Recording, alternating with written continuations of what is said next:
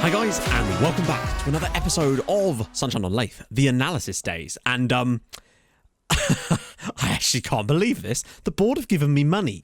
Lots and lots of money. Our wage budget available is over 10 grand a week. How can they justify that? I only can assume that they're going to give us, there's going to be loads of money coming at the end of the season or something, because that is an insane amount that we've got to spend. Now, I probably won't spend all of it, but the fact that we've got it available means I think I genuinely might be able to strengthen this squad with some serious talent for next season. I think the main task for us was just staying in the Football League. Now, having done that and finished a comfortable mid-table, I really do think that we could push on and sign some excellent players. If I could just sign a couple of those guys that I've got on the trials from the Premier League sides that are being released, I think we could build an insanely good side for next season. Because ironically, I think some of the defenders that we've got are actually some of the best players we have in this team. I think the left-hand side with Michael Lee is a good side. I think there's definitely some positions that we could look to improve, though, and I'm really looking forward to getting stuck in. So let's go do a quick squad report while we're here. So Will Harding is actually considered the best player at the club at the moment, and that's really, really nice to see. 18 years old, he's been fantastic for us this year. I really have enjoyed his work. I hope he continues to get better and better and better, and he's still only 18. You know, he's worth £105,000 as well, and that's enormous money. He's still got 2 years left on his deal too, so really, really happy for Will Harding. Kalantari's done basically nothing for us this season, but I do think that the lack of starts might well have hindered him, and maybe had he started games, maybe Jacob Wakeling instead of him. I don't know. It's hard to say.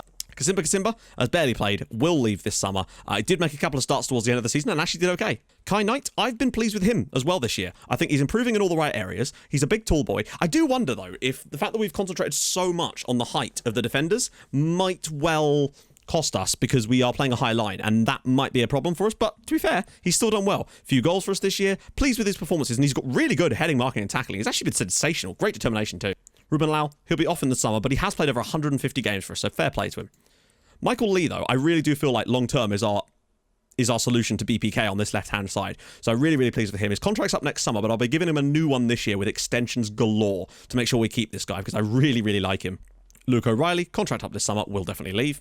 Daniel Ojo, he's only on a non-contract basis anyway, even though we're a professional side. Not that we can do those anymore, but he's a useful player to have around the club, to be fair. Kwame Osigwe, another of these players that will almost certainly leave. We're going to need some more players brought in to back up the back line a little bit next year, because we're going to be getting rid of a lot of higher paid players on deadwood contracts. Perez de Gracia, another non-contract player, may as well just keep him around for reasons. Putman-Kiteley, what are we going to do with Ben Putman-Kiteley? I don't know. He really has been losing a lot of attributes. It's weird. His technicals have actually gone down since he joined us, which is really strange. Connor Teal, I've been pleased with him this year. I think he's done solidly. He's improving across the board. He's on quite big money. We'll have to assess where he actually is. I think he's had, he had a really good spell with us, and then I think he's had some sort of poorer spells. But generally speaking, we're seeing improvements all over for him, so I'm happy for him to stay with us. Curtis Thomas, I mean, what more can I say about CT? Godlike man again, 31 goals, 41 goal contributions this year. He's scored 61 goals in the league in 102 appearances, and that is ridiculous. And that takes into account the fact that he got 2 in his first 10 games for us in the National League North. So, yeah, in his last 92 appearances, though, he's scored 59 goals. He is on it lately. 12 man of the match awards again this year. What a season for Curtis Thomas. I see no reason why I won't want to start with him next year unless I find someone that's like him, but better. And one of the guys I've got on loan or on trial from the Premier League club could be that guy. Jacob Wakeling? I don't know what to say about Jacob Wakeling. He's really struggled this season, frankly. 11 goals in 45 league starts. When you compare that to last year, to be fair, he only got 19 goals last year, but it's definitely a drop-off. Every season that he's played, to be fair, it's only 2 seasons, he's definitely been worse. And it's a bit, I don't know, I'm a bit concerned about him, but maybe it's just that our advanced forward up there. Maybe we should have 2 pressing forwards. Let's try that out. Tommy Williams, he's done all right, to be fair. He's done all right. His contract's up this summer, though, and I don't know if I want to extend it or not, to be fair, so we'll have to decide on that one. And that's the thing, we could end up with even more wage budget just because players might potentially be leaving. Ben Winterbottom, he'll still be here next year, but I don't know. Part of me thinks we could do better in the goalkeeping situation as well. He's done okay, but he just lets the ball go through him way too much. Rocco Adabati, yeah, he's still getting on, is all I can really say about him. He's got another year in his contract anyway, so he'll be around next year no matter what. Luke Billam, his contract's up this summer. He's only on £350 a week, but he wants £1,200 a week, and I'm not prepared to pay him that, because I just don't think he's as good as he thinks he is. Terry Bishop, I'm a bit concerned about Teza Beza, to be honest. Just too many red cards. I know he's got 13 aggression, but it's not that high, really. He's got good work rate, too. He's just been appalling with red cards, particularly towards the back end of the season. 3 red cards, that's a lot. Alan Blake. Haven't really seen much of old Ali Blake's, really. He's only made substitute appearances in the league and a couple of starts in the Cups, so it's hard really to judge him, but he's here next year anyway. Sam Cartwright, his contract is up and he will definitely be going. Look at all the cons. Ben Daly-Waters was on loan. He was only really as a stopgap anyway. Simon Defty, I might extend his contract, actually, because for some reason, we just are okay with him in the team, to be fair. He's very no-nonsense, but hey, Zach Derby's on loan. He will be returning to Milton Keynes because he never actually started a league game for us. Jaden Forrester, on the other hand, actually hasn't had the best of years. He got one... Wow, no, he basically has just done nothing for us this year, unfortunately. Kai Forsyth, on loan from Coventry, again, didn't really play... Actually, he did play a decent amount, particularly in the first half of the season. Ryan Galvin, also, his contract is up this summer, and I'm still not sure what to do about him. I think that's an area we need to look at. Dion George, here till next year. Anyway, he's done okay, but he's sort of really been declining as the season's gone on. Harry Hammett, obviously contract is up and he's got a serious injury and he's just returned from... So, team stats. Average possession were fairly low. That does not surprise me. We never really aren't. 7 penalties and we've scored all 7. We're going to be... I reckon next year we're going to miss a load of penalties because it's been coming, to be fair. Headers 1, still down towards the bottom, annoyingly, but there you go. Headers 1 ratio, the worst in the entire division. Even though we've got some of the tallest players. Weird, that one. I guess it's because of the style of football we play. Not the most yellow cards, though. Though more than last year, weirdly. It's like, despite not doing the whole get stuck in thing this year, we're not committing as many fouls, but we are still giving away loads of yellow cards, interestingly. It's more like the tackles are just bad. 6 reds, that definitely has not helped us this year at all. Form does not matter at all. Goals, though, second highest goal scorers in the league. Weirdly, that the top scorers had 69 goals. Nice. It's not that many, really, for the top scorers in the division at all. Swindon can't score to save their lives, which has been their problem. Cross completion. Ooh, wow. Worst cross completion in the entire division. I mean, that to me is a signal that we need to improve our wide play. We're still creating chances, but if we could just be slightly better in those areas, have fullbacks that can cross a bit more, have a better crossing on the wide areas too, that has to be the reason. Though we have completed a decent number of crosses, we just put so many in. 12 goals from corners has been our main... wow, it's really as high as that. It always comes in clumps, doesn't it? Direct free kicks? None. 6 for Forest Green, though. Goals from indirect free kicks. We did score 8, so we're at least getting some benefits from those, at least. Unlike Leyton Orient. Pass completion, obviously very, very poor. We really have to work on that, too. Passes completed, the lowest in the league by over 1,000. But look at this. We created more than nearly 60 chances more than any other team in this division, which shows you to me that we need to work on our finishing. Literally, all we need to work on is actually putting them in the back of the net. We're already doing the right part. That's insane to have that many chances created.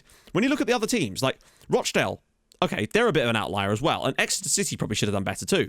But like most teams, generally speaking, the more chances you create, the chances of finishing higher are fairly large. So I think we've underperformed a little bit in terms of our chance putting stuff away this year. And considering how often we hit the target as well. Interesting one there too. Shots on target, one of the highest in the division, but just haven't been able to put them in the bloody net.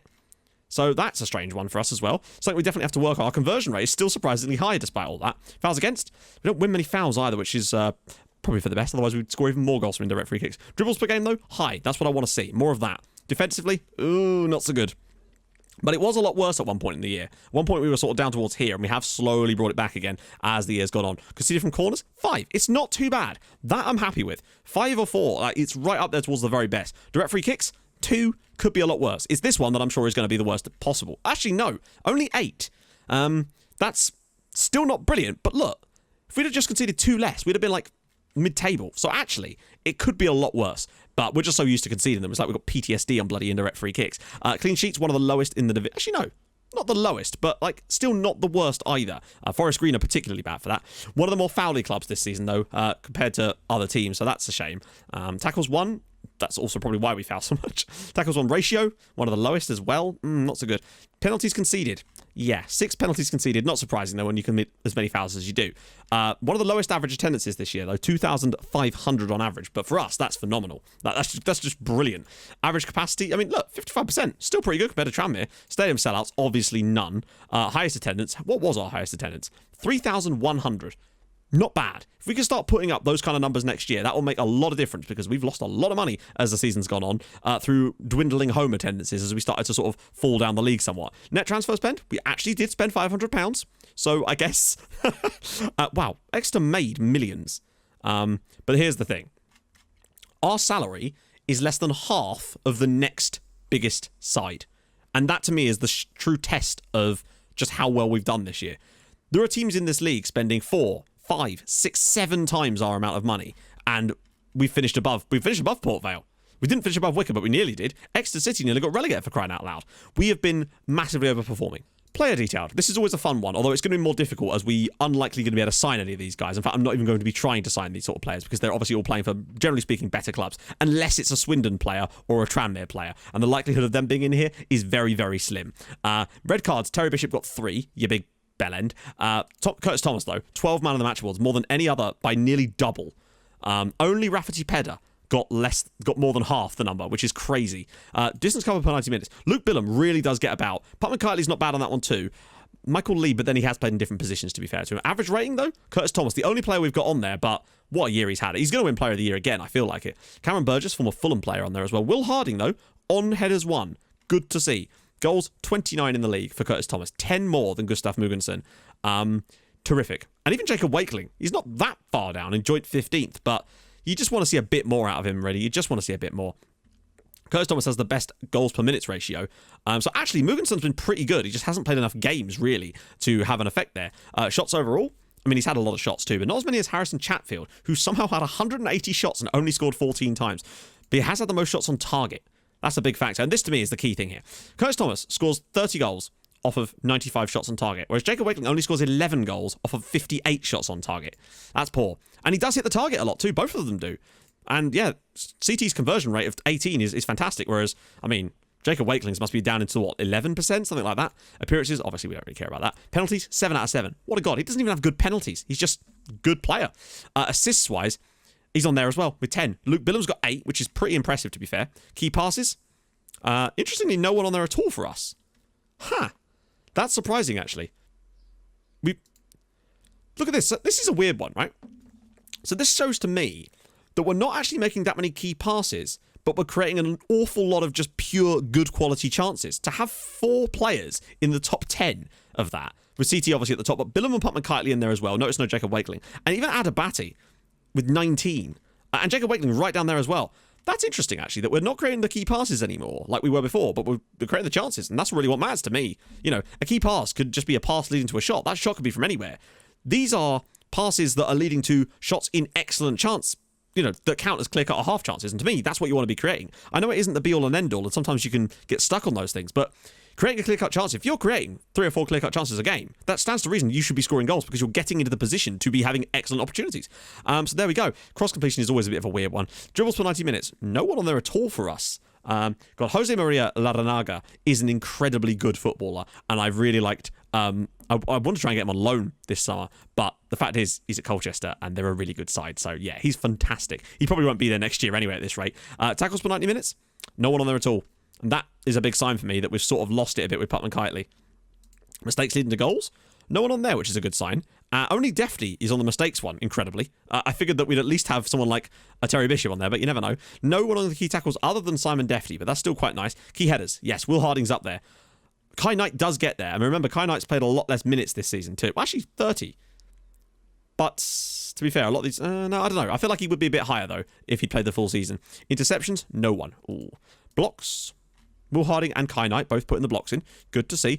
Yeah. One of the worst... Well, I suppose that doesn't really count, does it? Clean sheets? Only the 14. Not the best either. So... That's the state of things. Let's go and actually have a look at the individual attributes. Obviously, goalkeepers is irrelevant because we've only had one keeper, although I do want to look for another one this summer.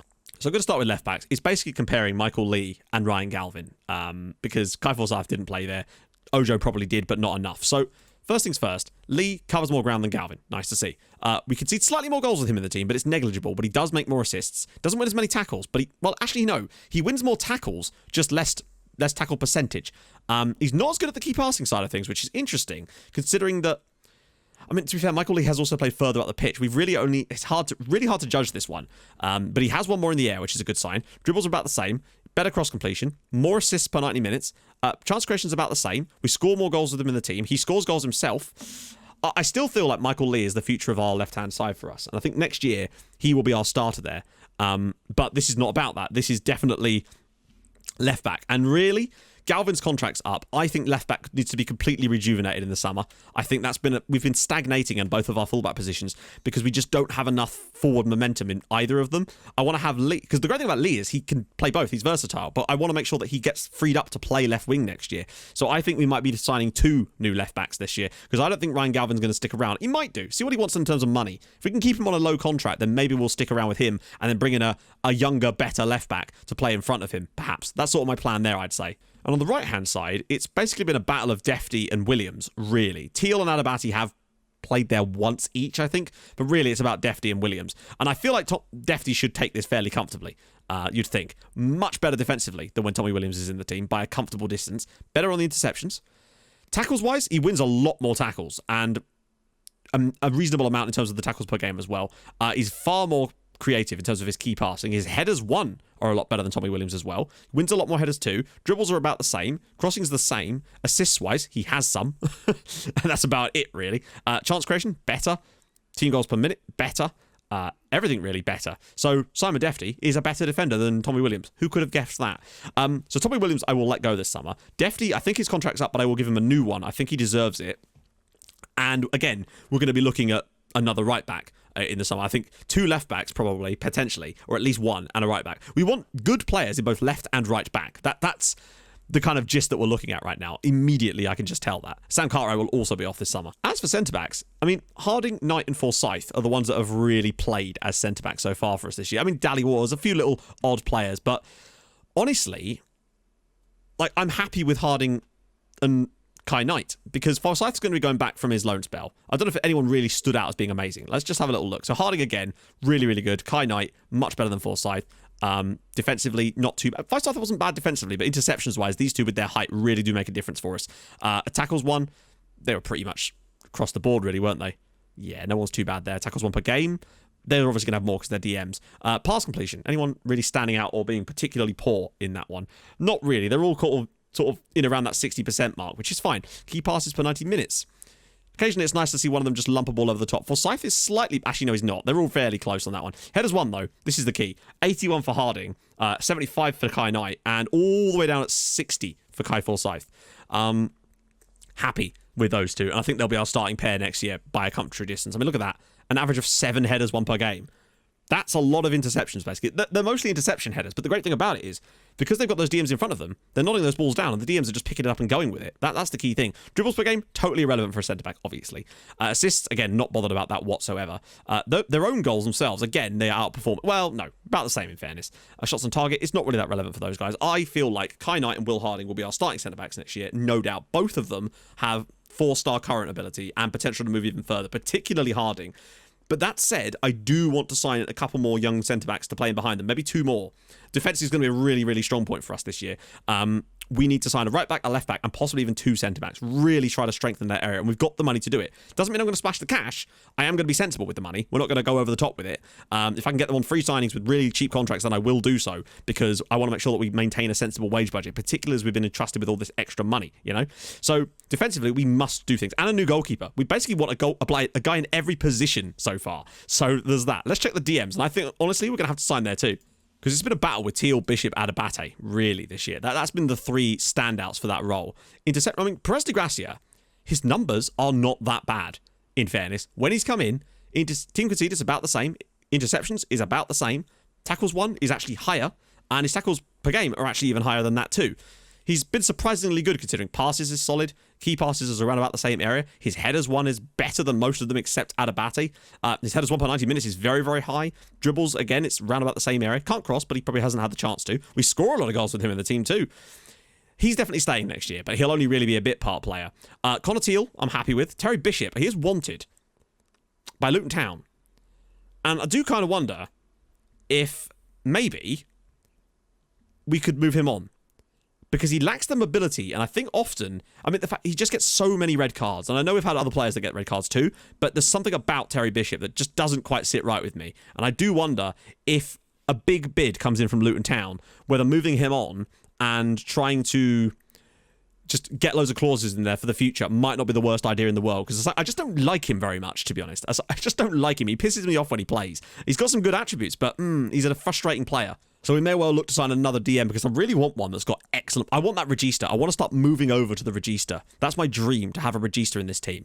And yeah, but not just yet. Not just yet. So the left side has been a case of... It's been Billum and Lee, really. Jaden Forrest has played there a tiny bit, but it's mostly been sub appearances. So what we're it's hard to compare, really, because Lee, again, played a lot of minutes at left back, and I don't really think I can do a fair comparison, but what we can do is at least look at Billum's attributes and see what he's done. So PPG's fine, nothing special, but then neither have we been this year. Pass completion's okay. Key passes per game is solid. He's got some decent number of assists. Michael Lees is a bit lower, obviously, because he's played further back. I don't know. He's really been the only player that's played there this year, and I don't think he'll be here next year. Unless he will take a pay cut. Well, not a pay cut, but like he won't, unless he doesn't want 1,200 quid a week. But I do think that I want to free up the space for Michael Lee to be our starter there next year, because he really has impressed me a lot. And I think giving him game time in that position is going to make a huge difference to him. So we are going to have to sign more players on that left-hand side. Maybe we can get some loans in. I don't know. Depends on what's really available to us, because once again, players won't really come to us on loan. Very few players will do, and it usually has to wait till late in the window. So I'll save a bit of cash just in case. But I do think we're going to have to sign in the left-hand side position too. Honestly, at this rate, we're looking for players in literally every position, but thankfully we do have to actually like sign these players because we've got problems, but we've got the money, which is the key thing. Sorry, I got a bit distracted there. Emma was just messaging me. So let's go check out the right hand side. This is the key thing for me. Putman Kitely and Dion George and Alan Blake. I just feel like it might be time for Putman Kitely to start taking a back seat. I don't think he's ever going to be what we need him to be. He runs, he tackles, he does tons of good work. But this year, 6 assists, 5 goals. It's still decent, but look at the PPG. It's a little bit on the low side compared to someone like Dion George, who's played in that exact same position. Now, he does create less, but he hits the target a little bit more. He hasn't scored a single goal for us. It's a weird one. I really do think that the right-hand side needs to be invested in heavily too. We are bare bones in a lot of respects, and I think that's why we struggled in places, because once the injury started to hit, we just didn't have the squad depth for it. So, again, basically, I want a player in every single position. So I want a goalkeeper, a centre-back, at least one, a right and left-back, a DM, a left-sided player, a right-sided player that's got Putman Kitely-esque ability, and probably a striker too at this rate, because, well, not too fussed here. Like, CT's done well. Jacob Wakeling, not so much. I think, like, we could get more goals out of him. But then again, I mean, look at that. It's less than half. And he hits the target the same amount. He has less shots on target per game, but like not half as many. He doesn't do as much creatively. Now, again, that could be down to the fact that he's playing in a slightly different position. So maybe we could try 2 pressing forwards next year. I don't know. Let me know what you think about that. Because we do have some options. But CT, happy to keep him going, frankly. He's still done well. I can hardly balk at a guy who's got 31 goals for us this year in 49 games. It just doesn't feel right for me. Like, Curtis Thomas will be staying. I'll happily start him. He's proven to me that he's been our best player 2 years in a row. And I realised that maybe we could get better, but maybe we could get better. Maybe we'll just play them in Wakeling's position instead, to be honest. Just while we're on this topic, I'm just going to show you the under-23 squad, because we do have some players on trial. These are the guys that we got on trial from Premier League sides that are being released. There's a couple of Championship clubs in here as well. But you can see what I mean about the ability and potentials. I mean, admittedly, we don't know everything about them yet, but there's some options here. Here's Joe Fairs. I mean, he's quite good. Like, he's really, really good, but he'd probably want enormous money. I mean, who's he wanted by? He's listed. How could he be listed for £6 million? Sir, you're... What? His contract is expiring this summer. Yeah, his contract expires this summer. So there's that. A lot of them are wanted by big sides, you can say. Or not big, bigger than us, you know? This guy weirdly isn't, though. But then I can kind of understand why in some respects. Because he does lack what we want out of that left-hand side. But it might still be a decent signing for us if he's cheap enough just to get bodies there and for potential resale value, if nothing else. So there's a lot of options that we're going to have a little look through, and I'm going to find some more too. Hopefully, if we could just bring in a couple of these guys, it can make a huge difference. Now, again, there's some poor personalities in there, which hopefully we could change over time. But again, they're all relatively young, all relatively ready to be molded into something better, basically. So some of these guys, I expect you will see us joining us, hopefully. But I've still got plenty of more options too. I'm still going to try to concentrate on free signings. It's just so much easier to concentrate on the freebies because transfer fees get all over the shop. I think we can do it for free for at least until we're in League One. Then we might, if I find a player that I really, really want, and I think is the perfect key in the puzzle. Perfect key in the puzzle. What are you talking about? Then, yeah, I might go for a transfer bid then. But right now, I don't want to be spending any of that money on transfers. How much would this actually give us if we just put this like 5 and 5? I'm kind of interested. So actually, like, we've got decent transfer funds, but I don't want to spend it. Like, that's not money we have to spend right now. I'm really not sure where the board are getting it from, if I'm honest. So, yeah, we'll just do this for now.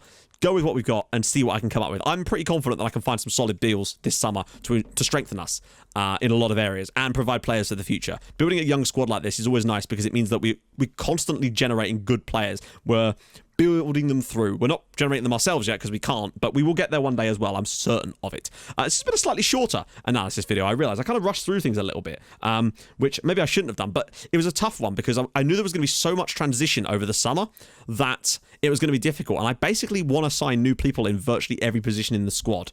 But it's nice to see that some people have done well. I'm still confident in Michael Lee. I think Curtis Thomas is great and will start for us next year. The question remains, though, whether Jacob Wakeling will be alongside him, because his contract's up for one thing. It would cost us a lot of money to give him a new contract, and maybe it would be better to just release him. But it does beg the question of who then comes in. So we've got to be careful with that and think about it. I expect there will be an enormous amount of transfer activity this summer. This will probably be the busiest summer it might be the busiest summer I've ever had on an FM series. It's certainly in England anyway. So that's going to be very, very interesting indeed. Now, the word of the day is Wilco drawing pins. It's 3 words, I get it, but I've got drawing pins on my desk because I was just pinning a piece of paper to the wall behind me to use as a light reflector because I'm janky as hell, as well you know. So yeah, drop that in the comments. Use it in a sentence if you're feeling real fancy. And yeah, so next season's one will almost certainly be my analysis videos go from one extreme to the other. So there'll be like one that's like half an hour, and then the next season's one's like 55 minutes because we've got so much stuff to discuss. But I think this is definitely one of those ones where we just need bodies, lots and lots of bodies at this point. So yeah, if you've enjoyed this video, and I hope you have, drop a like on it. That would be tremendous. If you're new to the channel, subscribe. That'd be awesome as well. I also stream on Twitch Tuesdays, Thursdays, and usually at the weekend as well. And I'll join you guys tomorrow for some transfer goodies where hopefully we can hopefully I have a lot to show you. Now it might end up being like basically 2 transfer window episodes because of the way the leagues are, and I make a lot of signings, let's face it. So I'll see you guys soon. Thank you so much for watching. Bye bye.